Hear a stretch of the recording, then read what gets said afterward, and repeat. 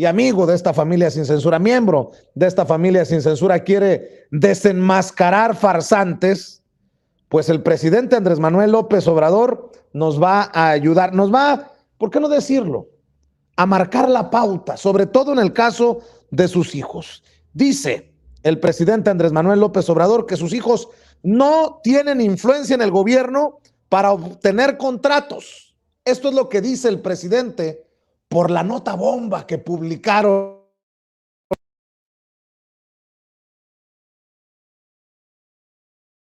Hablando, les recuerdo que este señor sí trabaja. Si son amigos, no la chinguen. Y si no son amigos, pues al rato los busco. Vea y escuche lo que dijo el presidente en la mañanera. Lo que ahora está cambiando, y por eso también son muy fuertes los ataques y se desesperan. Este fin de semana salió el escándalo de que un hijo mío, José Ramón, ya grande, de 40 años, casado, vivía en una residencia en Houston, ¿no?, queriendo equiparar, como diciendo, son iguales, es lo mismo, ¿dónde está la austeridad? Carmen Aristegui casi lo comparaba con la Casa Blanca. Nada más decir, primero, que en este gobierno no tienen influencia mis hijos, no se le da contrato a ningún recomendado.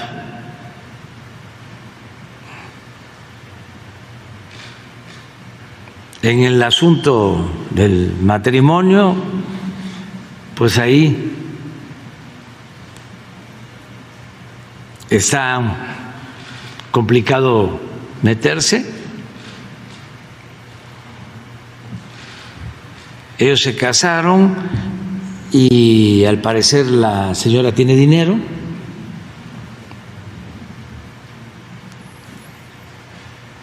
Pero no tiene nada que ver con el gobierno. Ni un contrato, ni una recomendación. No somos iguales. Pero este señor...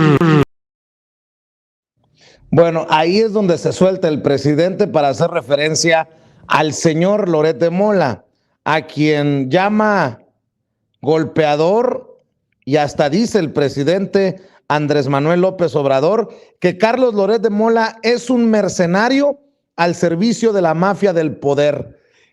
Lo tienes ahí, Luis. El presidente dice que Carlos Loret de Mola es un mercenario al servicio de la mafia del poder. Durísimo el presidente contra Loret de Mola. Pero este señor Loret de Mola, pues, que es un mercenario, hizo un escándalo porque cree que somos iguales. No, no. Él estaba y sigue estando al servicio de la mafia del poder. Él fue capaz de participar en un montaje de televisión de una señora francesa. Era muy amigo de García Luna y desde luego de Calderón. Son de ese equipo. Fue capaz de inventar, cuando el terremoto, lo de la niña Frida Sofía. Imagínense eso.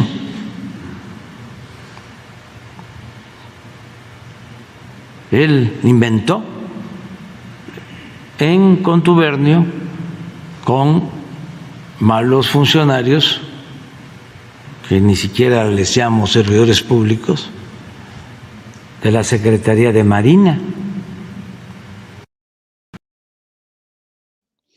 Y más cabrón aún, que también desenmascara a Broso, a Víctor Trujillo. Lo desenmascara porque demuestra que no tiene ética Víctor Trujillo. Asegura el presidente que hasta le mandó en algún momento las preguntas y las respuestas a esas preguntas que se iban a hacer en un segmento.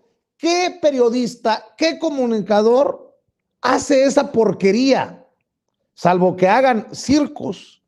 Vea y escuche lo que dice el presidente Andrés Manuel López Obrador sobre Broso, sobre precisamente Víctor Trujillo. ¿Lo tienes, Luis? Échamelo si lo tienes. Broso, pues bien, hasta hacía, me acuerdo de una entrevista en donde era como de precandidatos y hacía preguntas a los precandidatos,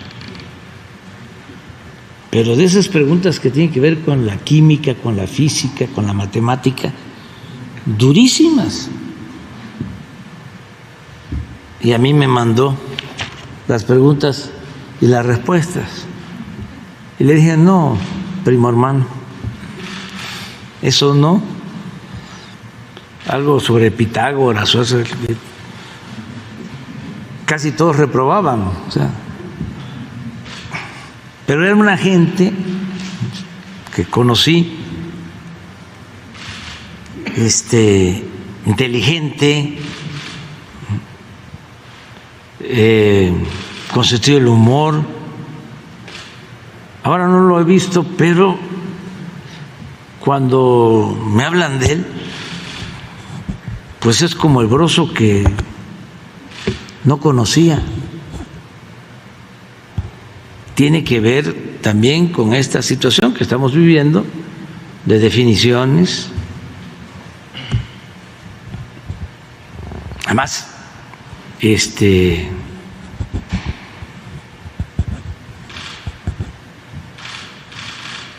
les pagaban mucho. No sé si les sigan pagando igual. Bueno, les pagaban tanto que hoy, esta mañana, se sostiene en la denuncia Marta Olivia López Medellín, reportera, independiente, periodista a la que admiramos y respetamos, en un 2x3 Tamaulipas, que asegura que Broso le cobraba a Tomás Yarrington 350,000 para él y 350,000 para Televisa por los trabajitos que hacía. Usted no sea mal pensado, trabajillos ahí pedorros. Bueno, Broso ya escribió en Twitter: mensaje recibido, López Obrador, con mucho gusto te responderé el viernes por tenebroso. Bueno, a esto súmele que se tiró como víctima, haciendo pataleta, Carlos Loret de Mola, diciendo Carlos Loret de Mola, pues otra vez el presidente López Obrador me insultó y calumnió, pero no desmintió una sola palabra del reportaje sobre las casonas y los lujos de su hijo, dice Loret de Mola. Bueno, hay que decir también, y lo voy a decir con toda la transparencia, que recibí varios mensajes de Julio Cerroa. Ojo con lo que voy a decir. Con Julio Cerroa he tenido, usted sabe, encontronazos, agarrones del pelo, madrazos y todo lo que usted quiera. Creo que de muy mala fe, en su momento también señaló lo de la protección que recibimos nosotros. En fin, usted sabe todo el borlote en torno a Julio Cerroa, pero me escribió Julio Cerroa y me dice,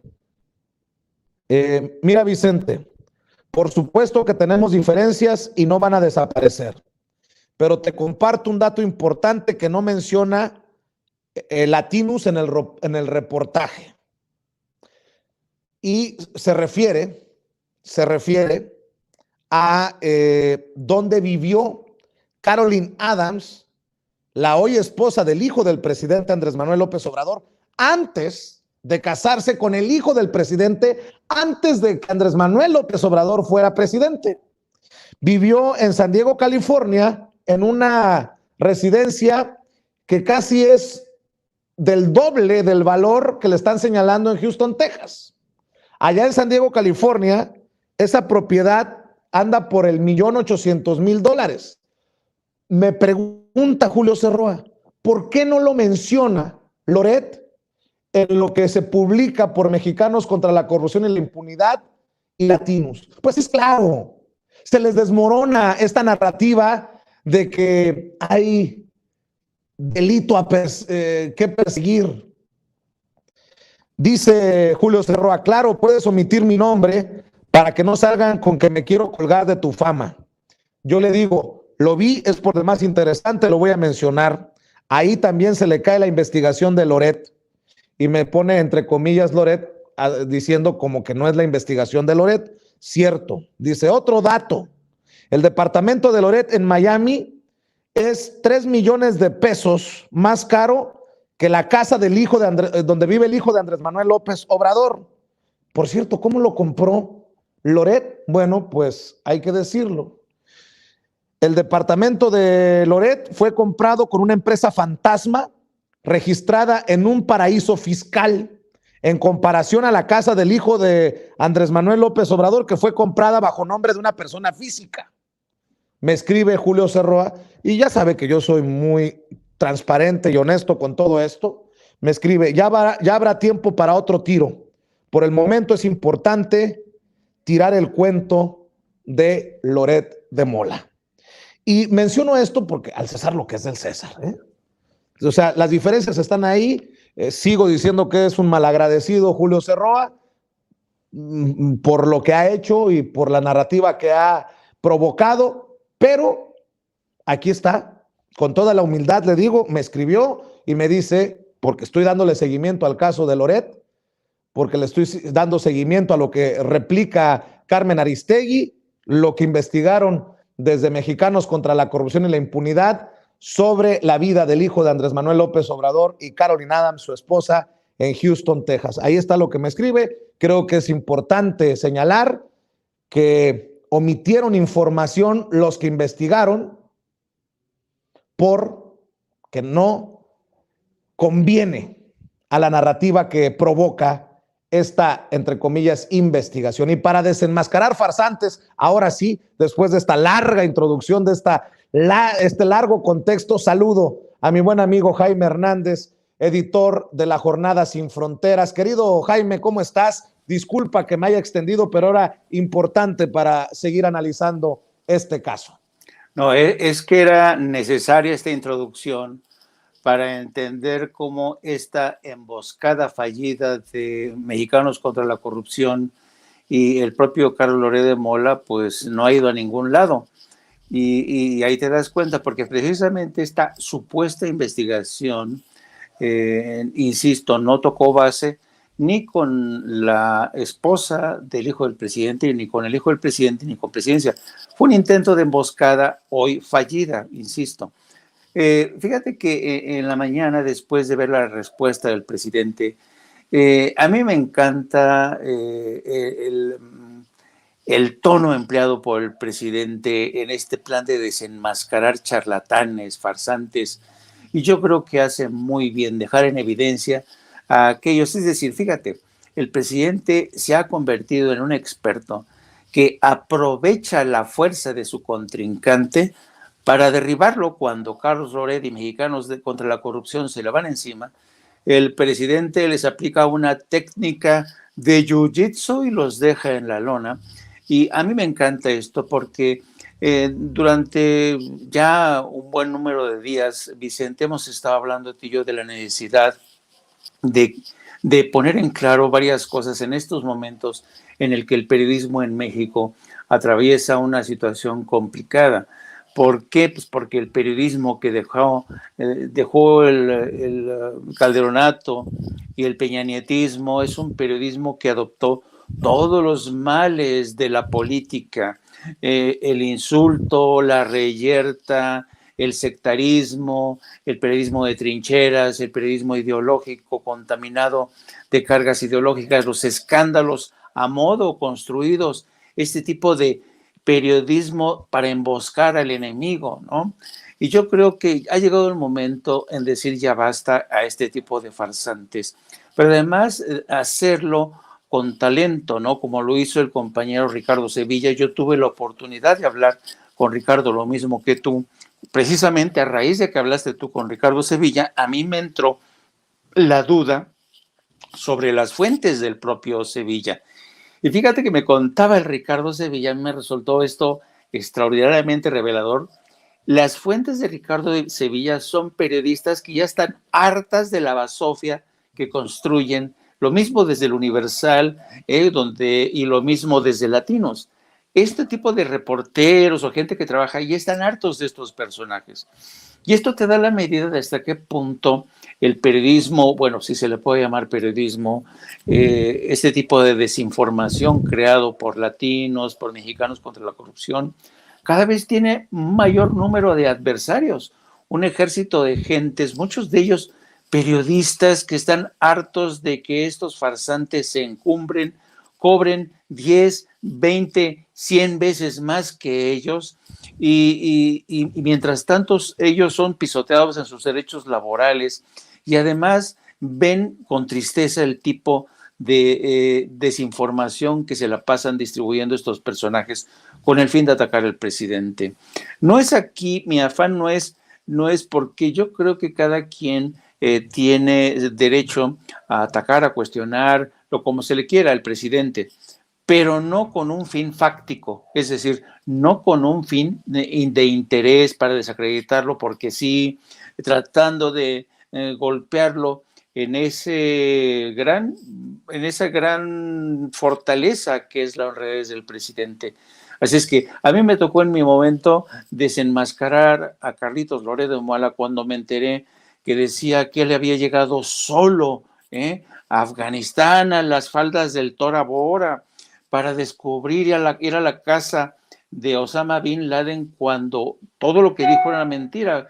Carlos Loret de Mola llegó al finales de diciembre, cuando ya todos estábamos jodidos, cansados, enfermos, cuando ya habían muerto colegas ahí, y por eso me resultó tan insultante, tan despreciable, que este Loret de Mola se quisiera presentar como corresponsal de guerra, como héroe, pero eso ya te daba las pistas de este personaje que desde mi punto de vista incluso merece un estudio primero sociológico para entender cómo es posible que haya gente que siga creyendo en él y siga pensando que es un buen periodista, y después psiquiátrico para tratar de desentrañar la mente de este personaje que miente todos los días. Es impresionante cómo Loret de Mola se monta sobre sus propios montajes para tratar de hacerle el caldo gordo a una oposición que está perdida, que no se ve hacia dónde va.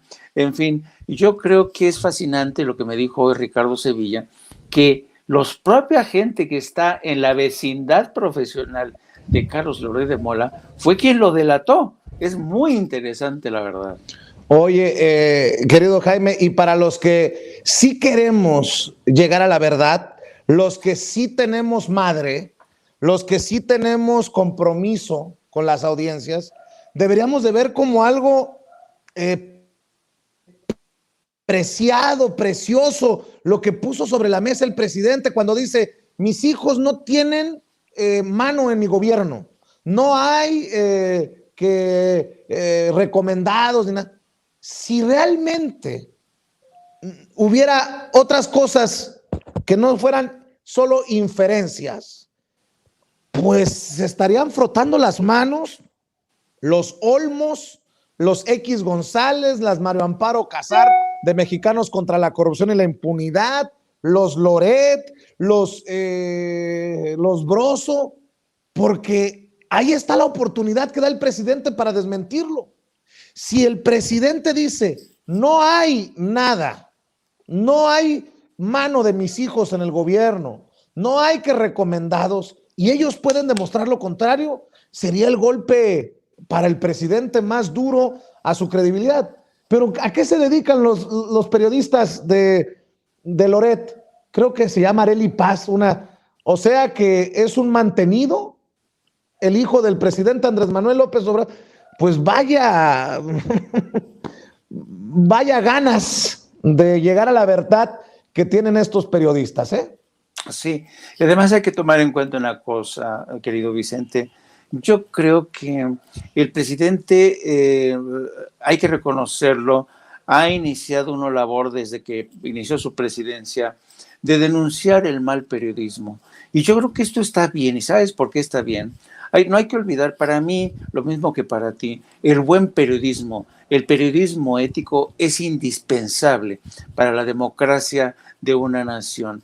Y la gente que practica buen periodismo lo ha tenido muy difícil durante la presidencia de Vicente Calderón y Enrique Peña Nieto. Felipe Calderón. De Felipe Calderón y Enrique Peña Nieto, ha sido un tipo de periodismo de lo más execrable, vendido, prensa vendida, como decía hoy el presidente. Y precisamente por el hecho de que necesitemos de un periodismo veraz, ético, es urgente. De ahí la importancia de este tipo de espacios como el tuyo, de este tipo de esfuerzos, y de ahí también la importancia de lanzar réplicas inmediatas, fulminantes, para denunciar este tipo de farsantes. Y es necesario que sigamos con esta labor de limpiar nuestra propia casa.